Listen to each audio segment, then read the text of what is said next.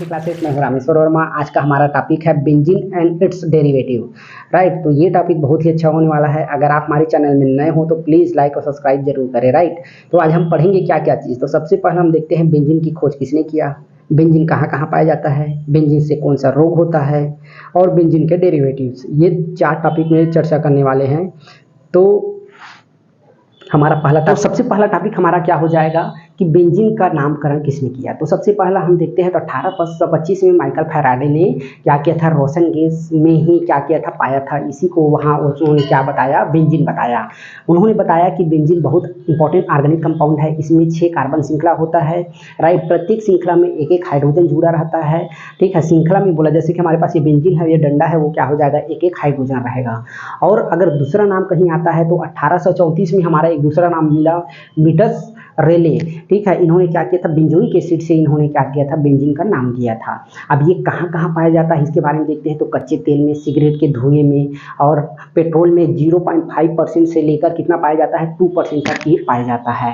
Right, अब इससे कौन कौन सा क्या होता है, बीमारी होता है, तो होता है इसके बारे में बताते हैं। तो बेंजीन में क्या है, लंबे समय से हम अगर सांस ले रहे हैं तो उसमें क्या होता है, लंग्स का कैंसर होता है, ब्लड कैंसर होता है, स्किन कैंसर होता है। इस प्रकार से क्या होता है, मोस्टली जो कैंसर के कारक है कौन है, बेंजीन मान सकते हैं। तो क्या हो जाएगा, बेंजीन का ये कहाँ किसने नाम किया, कहाँ कहाँ पाया जाता है और इसका क्या है, रोग बता दिए। अब लास्ट टॉपिक हमारा क्या हो जाएगा, benzene and it's derivative. Benzene का डेरिवेटिव हम सब भली भांति पहचानते हैं कि बेंजीन क्या है।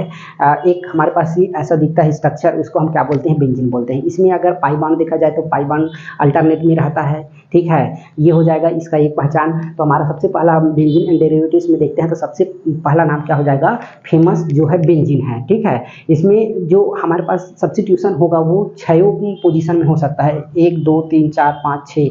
इसके लिए कोई सा पोजीशन ऐसा नहीं है कि ये पोजीशन इसके लिए फेवरेबल है। याद रखिएगा, आर्थो पैरा मेटा तब होगा जब उसके साथ कोई इंडिविजुअल दूसरा ग्रुप जुड़ा हो, तब उस कंडीशन में हम आर्थो पैरा का बात करेंगे। अदरवाइज उसमें कोई आर्थो पैरा का कोई बात नहीं होगा। ठीक है, जब हमारे पास कोई इंडिविजुअल ग्रुप लगा रहेगा तभी हम उसके बारे में आर्थो पैरा के वहाँ पे डिसीजन करेंगे। ठीक है, और उसके बाद दूसरा हम देखते हैं तो दूसरा हमारे पास क्या हो जाएगा, टालविन हो जाएगा। याद रखिएगा, दूसरा हमारे पास क्या हो जाएगा, टालविन हो जाएगा। अब तीसरा का बात करते हैं तो हमारे पास स्टाइरिन हो जाएगा। बेंजीन के ऊपर CH डबल बॉन्ड CH2 हो जाएगा, वो हम क्या बोलते हैं, उसको स्टाइरिन बोलते हैं। फिर हमारे पास बेंजीन के ऊपर अगर हाइड्रोजन ग्रुप कोई लगा है तो उसको हम क्या बोलते हैं, हेलोएरिन बोलते हैं। याद रखिएगा। ठीक, ये हो गया। उसके बाद ये फिनाल हो जाएगा। बेंजीन के ऊपर अगर OH लगा है वो क्या हो जाएगा, फिनाल हो जाएगा। इसको आप याद रखते रहिएगा, आप भली भांति जानते भी होंगे। बेंजीन के ऊपर अगर हमारे पास OCH3 लगा है उसको हम क्या बोलेंगे, एसिस, क्या हो जाएगा, एसिसाइड। ठीक है, बेंजीन के ऊपर अगर OCH3 लगा है तो एनिसाइड हो जाएगा। याद रखिएगा। उसके बाद हमारे पास बेंजीन के ऊपर अगर CHO लगा है तो क्या हो जाएगा, बेंजल्डिहाइड हो जाएगा।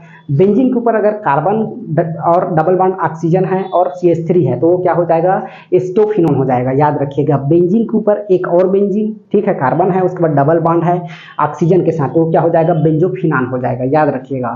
फिर उसके बाद बेंजीन के ऊपर COOH है तो वो क्या हो जाएगा, हमारे पास ये हो जाएगा, बेंजोइक एसिड हो जाएगा। इसको भी आपको याद रखना है। फिर हमारे पास ये क्या हो जाएगा, ये स्ट्रक्चर देखिएगा, बेंजीन के ऊपर कार्बन है, डबल बॉन्ड O है, OCH3 है, इसको हम क्या बोलेंगे, मेथाइल बेंजोइक बोलेंगे। याद रखिएगा।